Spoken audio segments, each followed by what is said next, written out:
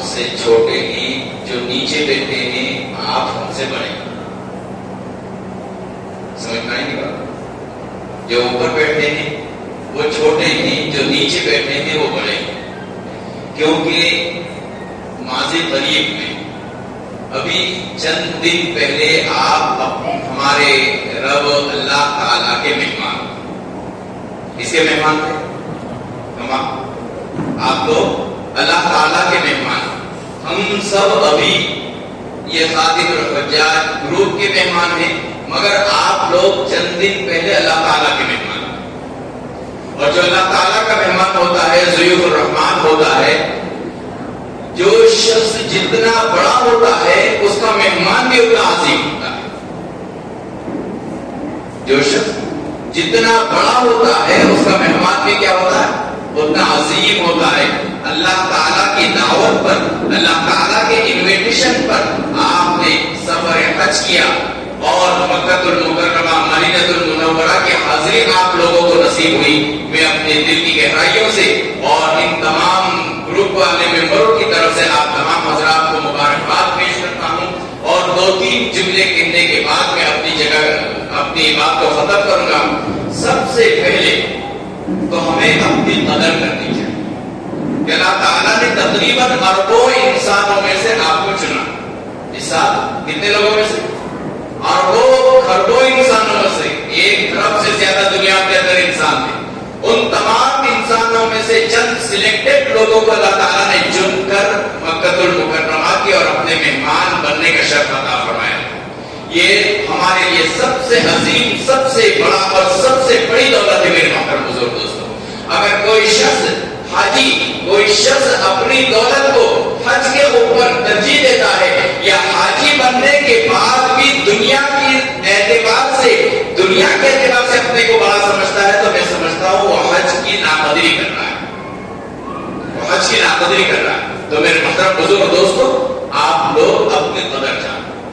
اب آپ نے جس طرح ہم نے عالم بننے کے بعد، حافظ بننے کے بعد انسان ایک سفید لباس پہن لیتا ہے اور اس پر ایک چھوٹا سا دھبا بھی نظر آ جاتا ہے. آپ کی زندگی کے اوپر آنے والے چھوٹے سے دھبے لوگوں کو نظر آئے اور لوگ آپ کو دیکھ کر بتانے والے بنیں گے کہ ماشاءاللہ آپ نے تو حج کیا پھر بھی آپ ایسا کر رہے ہو.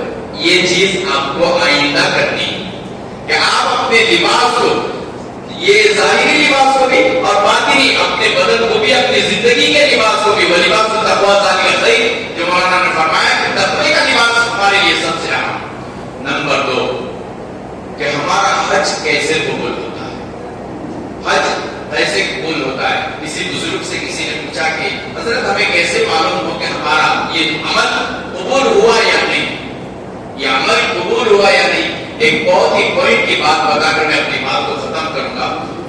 ہمارا کوئی بھی عمل قبول ہوا یا نہیں، اسے دیکھنے کے لیے ایک چیز، ایک کسوٹی، ایک معیار میں آپ کو بتاتا ہوں کہ اگر اس عمل کے بعد ہمیں نیک اعمال کی توفیق ملتی ہے تو سمجھو وہ عمل ہمارا قبول ہے. اور اگر اس نیک عمل کے بعد ہمیں کسی نیک عمل کی توفیق نہیں ملتی، یا جیسے ہم اپنے ماضی میں تھے، جیسے ہم پاسٹ ٹینس میں گناہ کرتے کرتے اپنی زندگی گزارا کرتے تھے، حج کرنے کے بعد بھی واپس پھر اسی زندگی میں چلے گئے، تو سمجھو کہ ہمارا عمل یا ہمارا حج یا ہمارا کوئی بھی نیک عمل قبول نہیں ہوا. یہ میں نے آپ کو کسوٹی دی تھی، آپ اپنی زندگی اس طرح کی.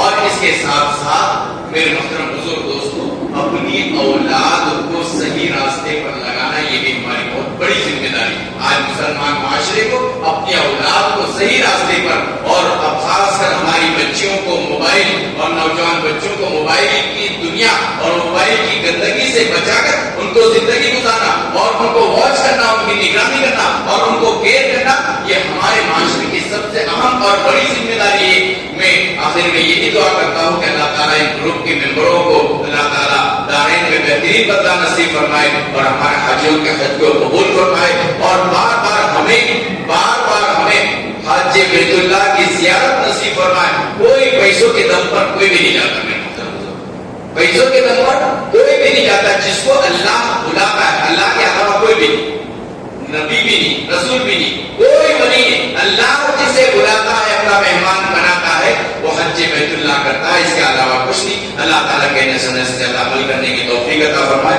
وآخر دعوانا